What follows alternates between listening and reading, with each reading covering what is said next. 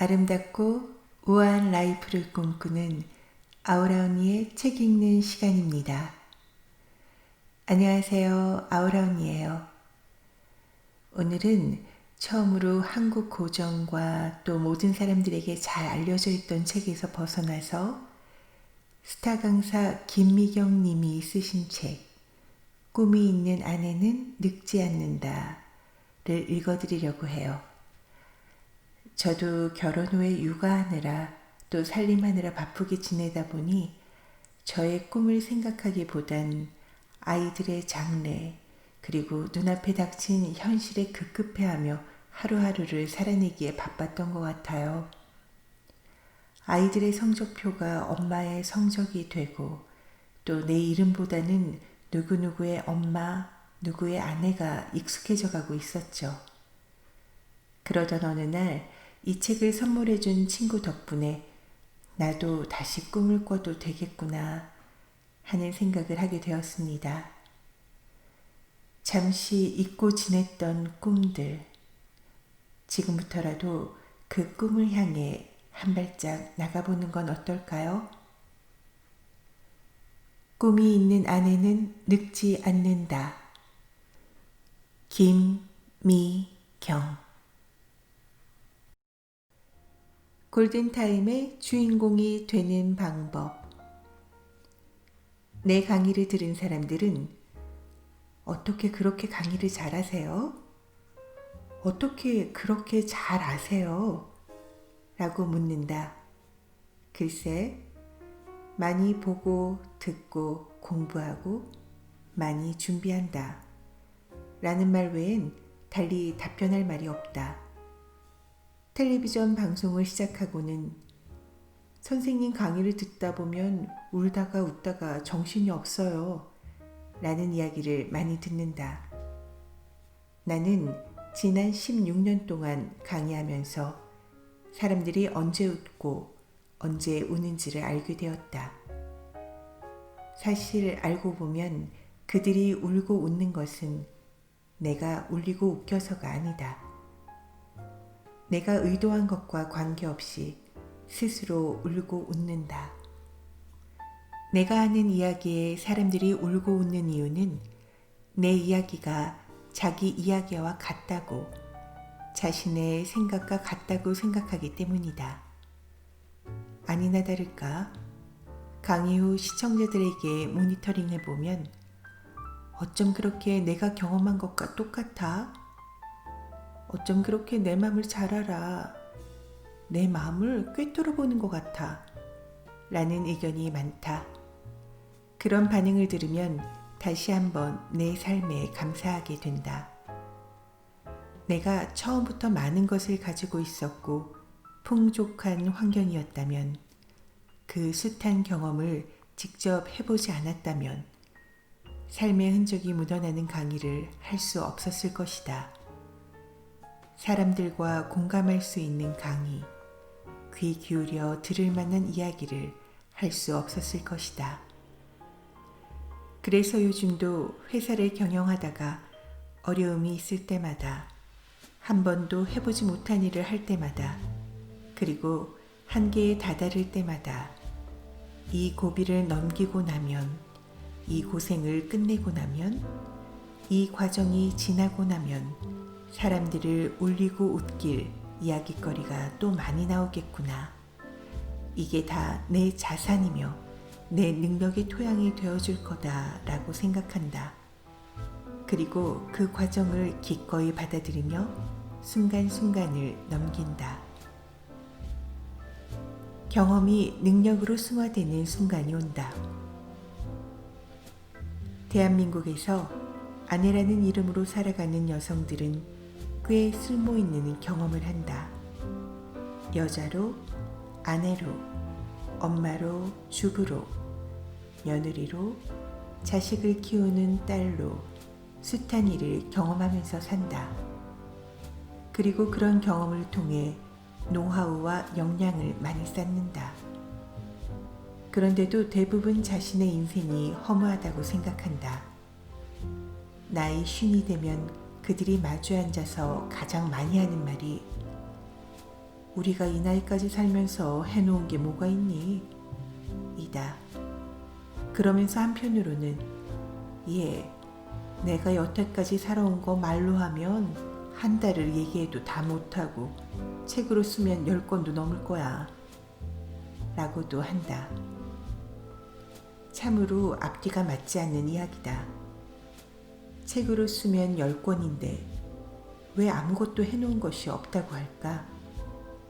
여자들이 자신의 인생을 허무해하고 자신이 해놓은 것이 없다고 말하는 데에는 다 이유가 있다. 바로 10권 분량이나 되는 책 속의 주인공이 자기 자신이 아니기 때문이다. 책으로 쓰면 10권은 넘을 거라는 이야기에서 그녀들은 자신이 주도적으로 그 일을 했거나 그 일을 통해 성취감을 얻은 사람이 아니다.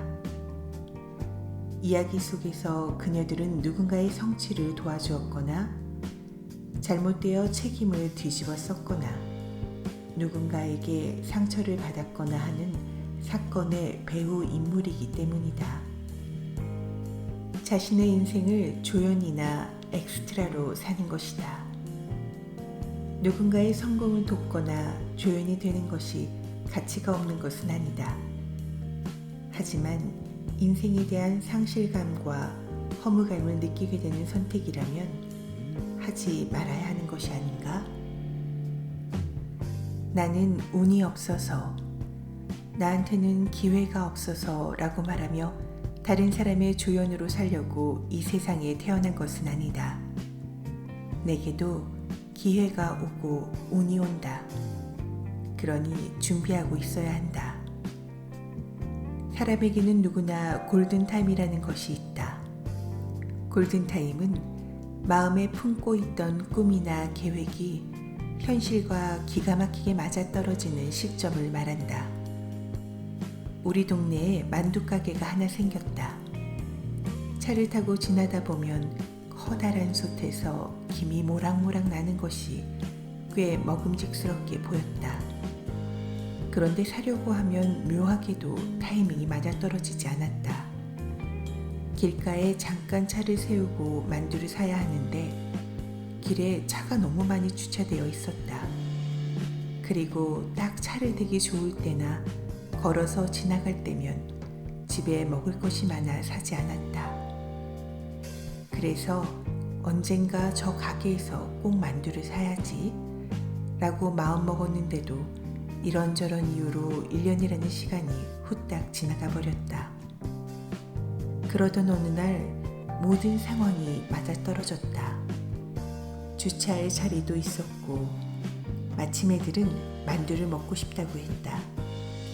그래서 그 만두집에 갔더니 셔터가 내려져 있고 폐업이라는 글자가 붙어 있었다. 옆 가게에 물어보니 장사가 잘 안 돼서 문을 닫았다는 것이다. 어쩌면 그 만두가게 주인은 고객이 자기네 만두를 사가기만을 기다리다 지쳐서 폐업했을 수도 있다. 나는 근거 있는 남자를 좋아한다. 나는 고등학교 1학년 때부터 연세대학교에 들어가는 것을 목표로 삼았다. 서울대가 아니고 연세대를 목표로 한 이유는 분식점에서 본 텔레비전의 한 장면 때문이었다. 친구들과 어울려 매운 쫄면을 하하거리며 먹던 토요일 오후, 식당 텔레비전에서는 연고전을 중계하고 있었다. 청주에 있는 대학생만 봐도 마음이 설렜는데 연대생들과 연대 응원단인 아카라카의 에너지 넘치는 모습은 나를 단번에 사로잡았다. 매운 쫄면 때문이었는지도 모르지만 그들의 열정적인 모습에 내 가슴은 쿵쾅거리며 뛰기 시작했다.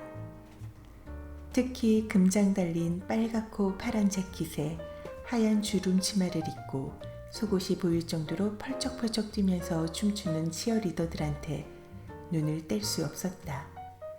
그날 이후 연대생이 되겠다는 것이 내 첫 번째 목표였고 두 번째 목표는 아카라카에 가입하는 것이었다.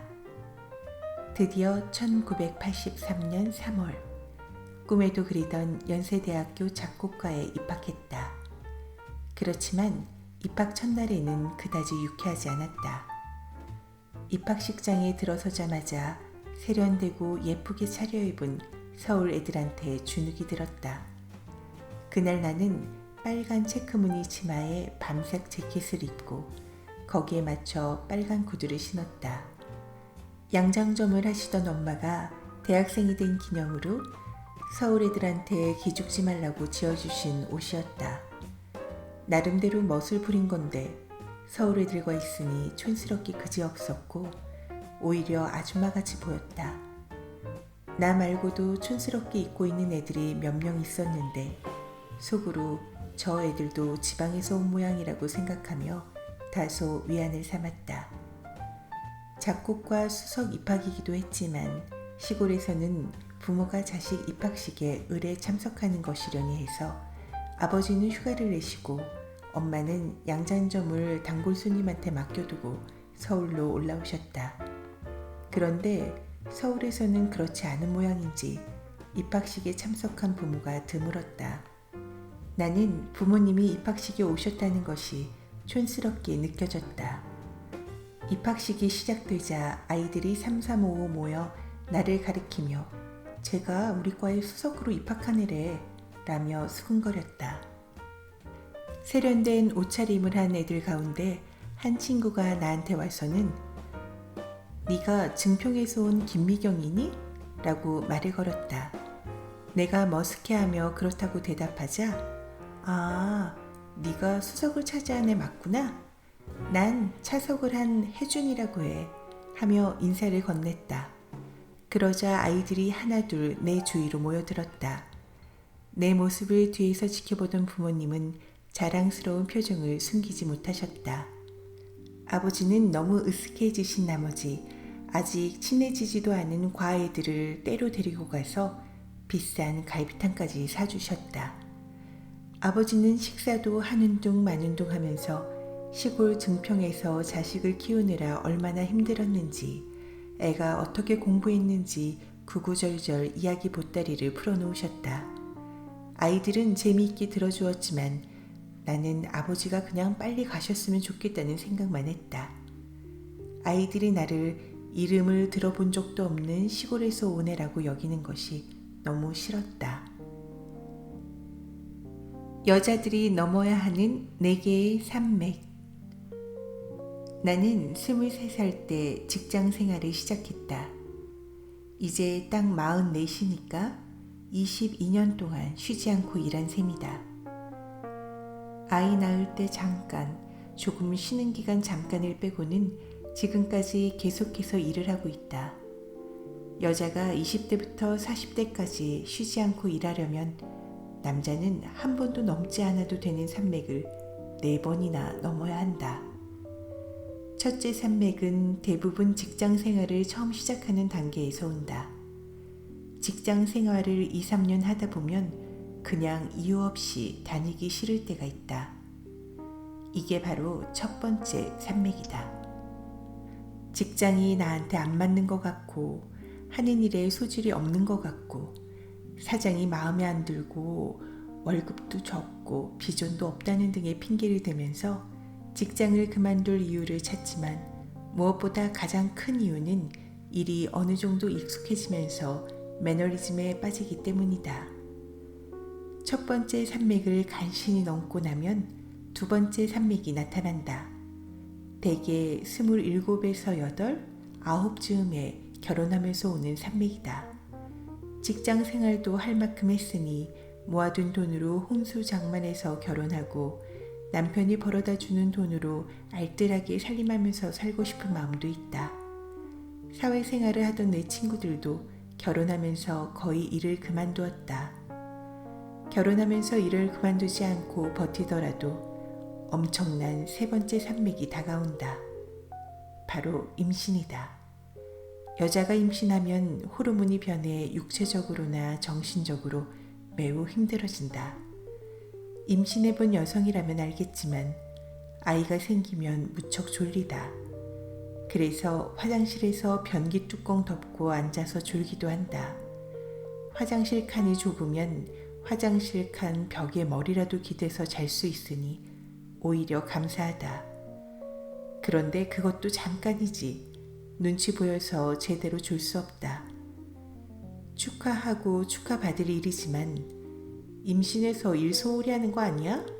하는 눈총을 받기가 싫어서 임신했다는 자랑도 하지 못한다. 직장에 다니는 여자들이 대부분 임신 6, 7개월이 되어서야 출산 휴가 때문에 임신 사실을 알린다고 한다.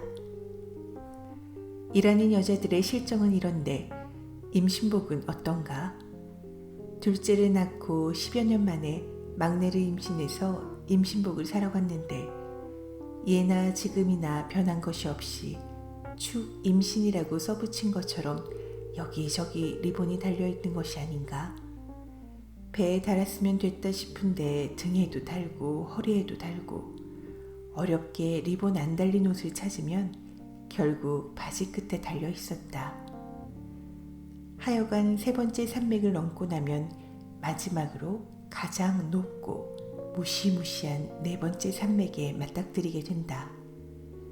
알만한 사람은 이 4번째 산맥이 바로 육아라는 것을 벌써 눈치챘을 것이다. 일하는 엄마들이 육아 때문에 겪는 이야기를 들어보면 전쟁이 따로 없다.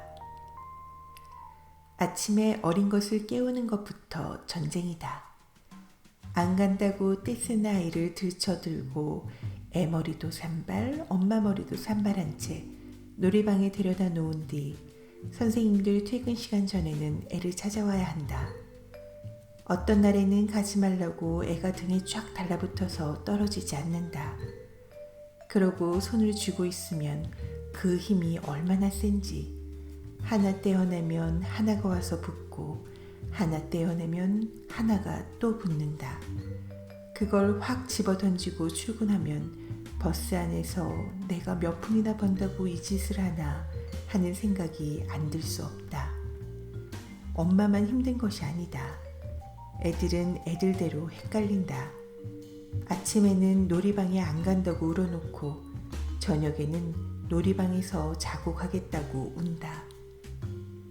아이가 초등학교에 입학하면 한시름 놓은 것 같지만 그렇지도 않다. 학교는 일하는 엄마를 별로 생각해주지 않는 것 같다.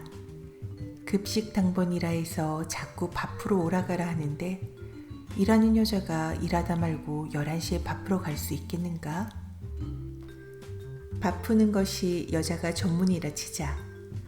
교통정리는 왜 녹색 어머니 회인지 이해가 안 된다.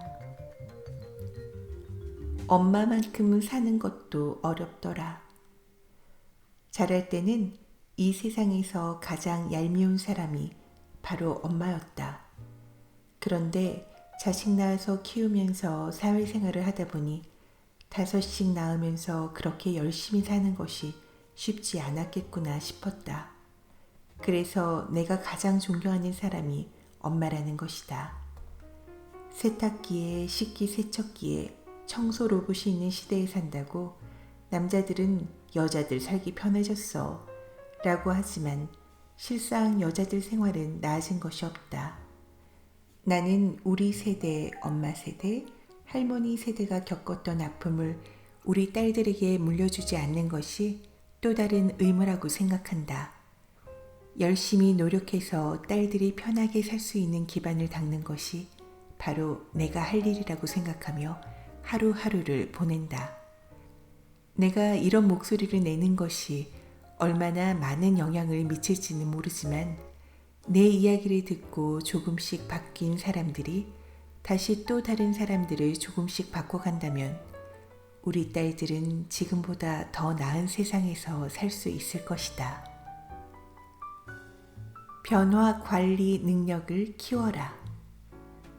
마지막으로 아내가, 엄마가 CEO가 되기 위해 필요한 것은 변화 관리 능력이다. 20년 뒤에는 현재 뜨는 직업 가운데 60%가 사라지거나 변형될 것이라고 한다. 굳이 미래 얘기를 꺼내지 않더라도 20년 전에 있었던 직업들 가운데 없어진 것은 없는지 한번 생각해보자. 예를 들어 버스 안내양 같은 직업이 그렇다. 지금 당신에게 필요한 건 강력한 CEO 마인드. 평균 수명이 길어지면서 부모가 자녀의 환갑잔치에 건강하게 참석할 수 있게 되었다. 놀라운 일이 아닐 수 없고 기쁜 일이 아닐 수 없지만 한편으로는 내 노후는 어떻게 해야 하나 싶은 생각이 들기도 한다. 실제로 부모가 오래 산다는 것이 자식에게 도움이 될 수도 있고 짐이 될 수도 있다. 오히려 오래 살아서 악영향을 줄 수도 있다. 40년 동안 약갑대라고 하는 부모가 될 수도 있다. 끝까지 자식에게 도움을 주는 사람으로 남기 위해서는 지금부터 준비해야 한다. 평균 수명이 긴 만큼 미리 준비해야 한다. 여행을 떠나도 1박 2일 떠날 때는 아무 준비 안 하고 가도 되지만 9박 10일 정도 여행을 갈 때는 떠나기 전에 여행 갈 준비, 집안 단속, 여행 가서 뭐 하고 지낼까, 뭐 입을까 하는 것까지 다 준비해야 한다. 결론적으로 우리는 부모 세대보다 훨씬 더 긴 노후를 보내야 하므로 그냥 되는 대로 사는 것이 아니라 경영 마인드를 가지고 인생을 경영해야 한다. 경영 마인드란 비전과 동기부여 능력, 변화 관리 능력이 아우러지는 것이다.